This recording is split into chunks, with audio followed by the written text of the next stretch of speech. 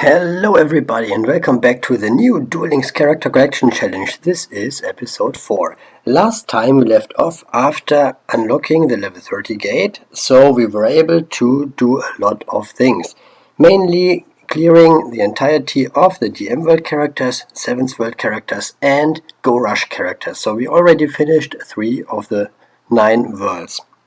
We also brought the first of the speed worlds, that's not DM, to stage 6, which was Zexal world, and then we're able to get 3 characters already. Those, of course, being Bronk, Reginald and Kite, that are quite important, and with those I was able to clear some of the other character unlock missions, so we are now in Zexal world stage 6 and trying to get a few more characters. The first one we got was Quattro, and the next one here is Trey.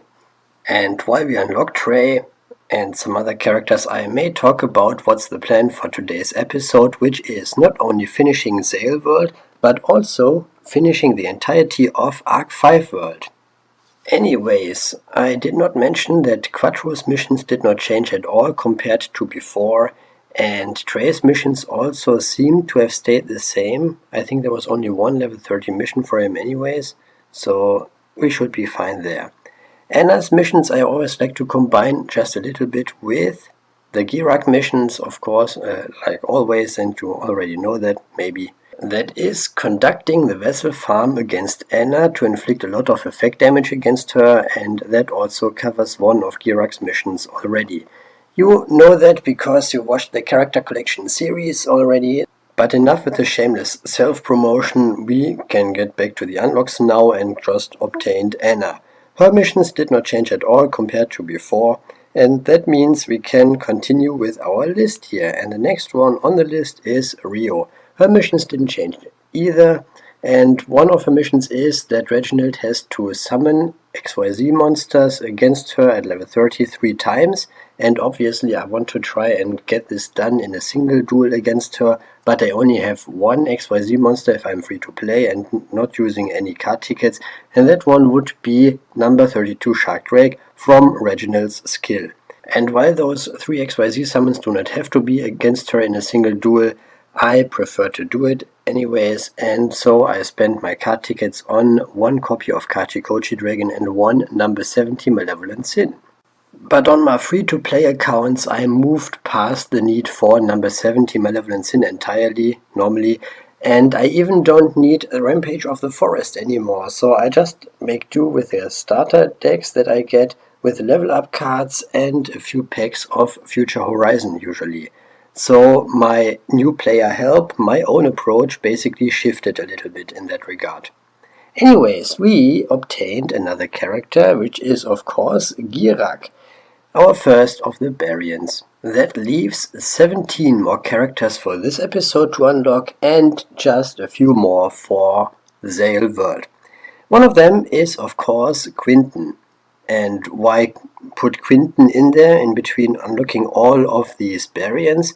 Well, just because he was next on the list. After him we have Alito, and Alito is kind of a doozy because we have to beat him 3 times at level 30, which is kind of overkill and depletes a lot of your gate keys.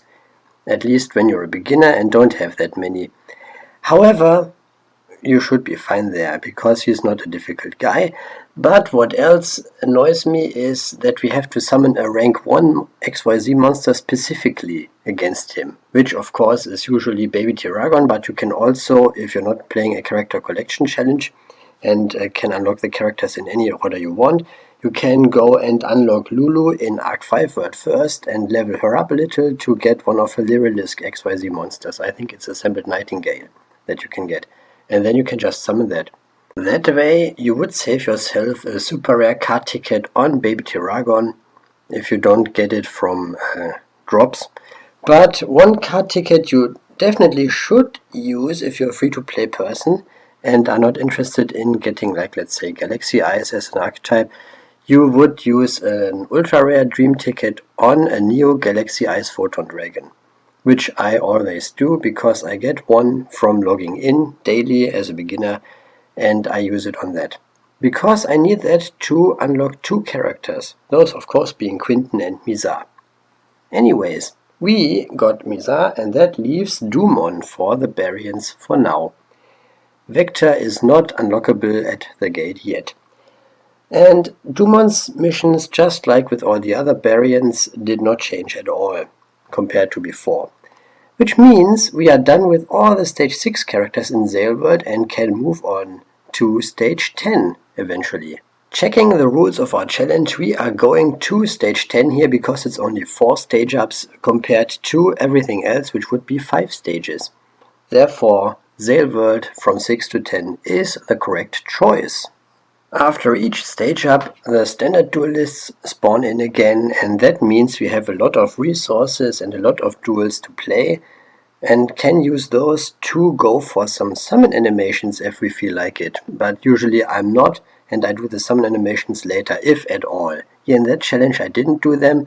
I am right now on a new account, which I've had for like 3 weeks or something. I already unlocked all the characters, of course, and now I'm going for the summon animations. The ones I can get anyways. Something like the Clearing Synchro Dragon alternative artwork is just not obtainable for me. Not even my main account has it, and main account has been trying to get it for a while. But what can you do? And I'm actually intending to keep that account around. Normally I would obliterate this one after a few weeks or so because I'm bored and I want to unlock the characters again, but I don't think I need to do that on that account specifically.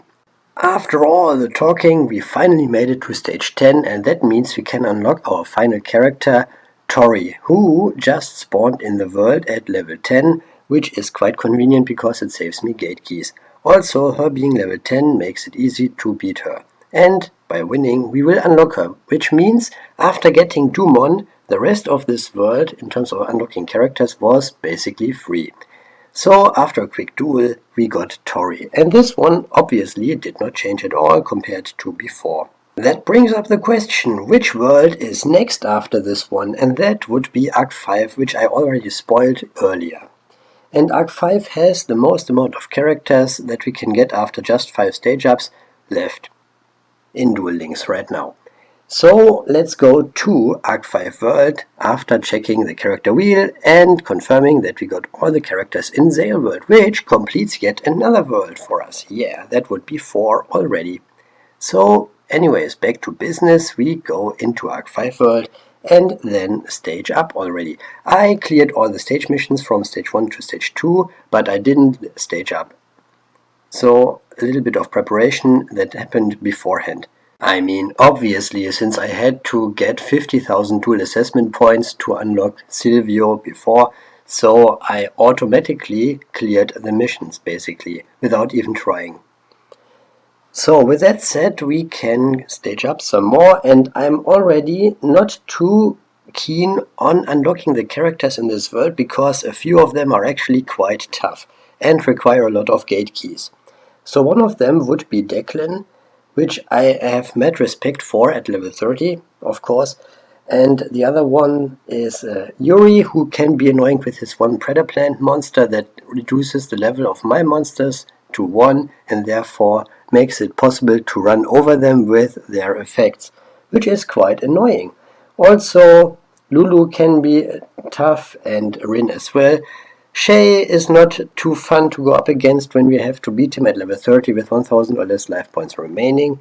And of course, who can forget about Dennis McField, who is one of the toughest unlocks for me every time I play this. When I take a look at the other character unlock missions of all the other worlds, I am quite happy that those here are being dealt with right now, or in just a few minutes I guess, because those are the more difficult ones. In a GX, 5Ds and even DSOD we will have an easier time when we finally make it back to Vrains World, which has a few tough customers. Anyways, we are not dealing with Vrains World right now, we don't have to, so we can make it to stage 6 and unlock our first character here, which is Gong. Just like Bronk, he is not needed for character unlocks, but for stage missions. So it's good to have him, I guess. The next one then is Declan, and while we don't need Declan for character unlocks, and we don't need him for stage missions, I like to have him. Because I think Declan is a cool dude. Also, I am a sucker for the triple D archetype. Anyways, we can now get Declan and move on.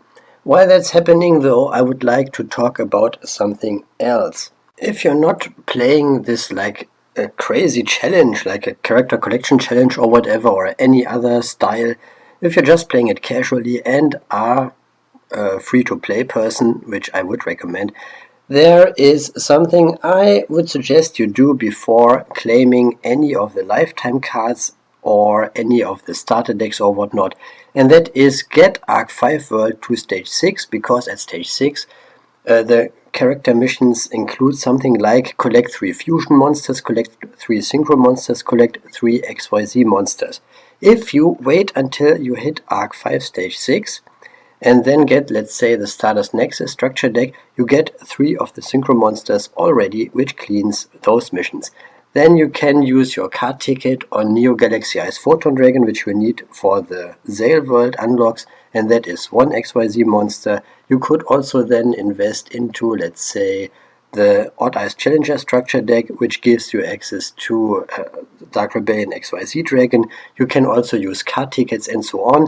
From logging in and from lifetime cards and so on, you get fusion monsters, and that covers that.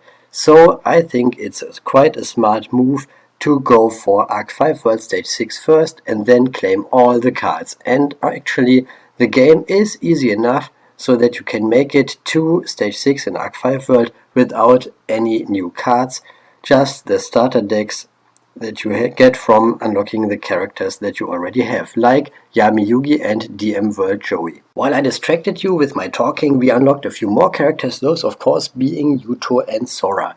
Next up on the list is Shay, and in order to unlock Shay properly without the character unlock tickets, you would need to get Crow first in 5D's world. But we already did this before, so that shouldn't be a problem. His missions, as I said, can be a downer, but they're actually fine for the most part. With him unlocked, we can unlock the next one. This is Hugo, and Hugo will be needed for 2 more characters in this world, those being Selena and Rin. Both of them are unlocked by him basically single-handedly. That meant I had to get a quick cut in and clear the remaining character missions for the Arc 5 Stage 6 characters in the meantime. With that said, we can now continue after unlocking Hugo, and I'm especially excited to get Selena because I want to give her some experience points, and the earlier I get her, the earlier it is possible to give her experience points, because I want to level her up to level 11 so that we get a copy of Lunar Light Leo Dancer and therefore can go for the summon animation for it. This, of course, does not have anything to do with the character collection challenge at all, but I would like to have a little fun, and I have fun by clearing some summon animations. So, why not? We already see him on the list, but Dennis McField will be our next unlock, and after him we only have the remaining Bracelet Girls and 1 U-Boy left. Those, of course, being Lulu, Rin, Yuri and Zuzu in that order, because it's that order that they are on the list. On the topic of summon animations, I am not a big fan of other characters being able to summon the ace cards of certain characters. For example, getting a Cleaving Synchro Dragon out, the original artwork, with Hugo is not a problem if you use his starting skill, but if you want to get the summon animation for it for Yuri, you have to obtain the card first, and that just sucks. And why does he even have a summon animation with it? It is not just Yuri though. I mean, Yuya has to summon a Dark Rebellion XYZ Dragon, but that one is not that hard to obtain because you can just go for the Odd Eyes Challenger structure deck, so I wouldn't complain about this one specifically. But then there are the Baryons, which have their normal form, their human form, summon their ace card like number 106 Giant Hand for Girak, but also you need to summon it with Girak in his Baryon form, and you need a skill to get the card to his extra deck, and you also need a skill to turn him into a Barian, and you cannot use both skills at the same time, which means you can use the Barian skill, but you then need to obtain a copy of number 106 Giant Hand, which is also true for Misa and Dumon as well as Alito. I got a little carried away because we are still unlocking characters here at Arc 5 Stage 6, and we obtained Dennis, McField, Lulu, and now we are getting Rin, which leaves Yuri and Zuzu.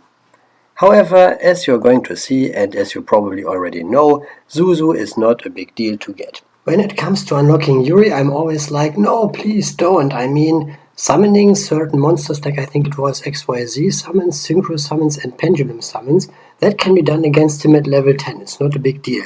But beating him at level 30 is quite a pain. Mostly because of the one monster that changes my monster's levels to 1, and then his monsters can just run over mine without too much hassle, and that sucks big time.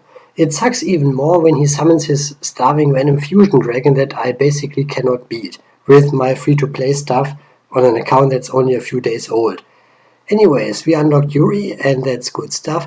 And the last few times I played on a new account, I was lucky in the sense that Yuri showed up at level 30 in the world, so I was able to challenge him without using gate keys. And if I can challenge them in the world, I am not so mad about losing because I didn't lose any gate keys in the process. So that was fine. Also, I first tried him every time on the last 3 new accounts I had. So that was quite nice. Also, it all depends on luck, if he gets his guy or not, and in my case he didn't get it. So that was good. So while we are staging up here to stage 10, waiting to get Zuzu, I can tell you what's coming up in the next episode, and that would be unlocking the characters in GX World. In fact, we are completing GX World if I'm not mistaken. That would then be starting with Chaz and ending on Supreme King Jaden. We have a few easy unlocks and a few not so easy unlocks, but mostly easy because they changed a few of the character unlock missions, for example removing the level 30 requirement for Dr. Crowler. And that is good stuff that I'm talking about in the next video. Episode 6 then will be dedicated to 5D's World and DSOD World, unlocking all the characters in those. And when the final episode rolls around, episode 7, it's one of the shorter episodes, actually the shortest one we have here in the series, and it will exclusively deal with Vrains World characters. Anyways, having said that, we reached stage 10 and unlocked Zuzu. Good stuff. But does that mean we unlocked all characters in Arc 5 World? Let's find out by checking the character wheel. So, when we look at this, we see that there is no grey character, which means we unlocked all of them. So we can move on to the next world, which, as I said before, will be GX World. And in the next episode we get 14 GX characters. Thank you so much for watching.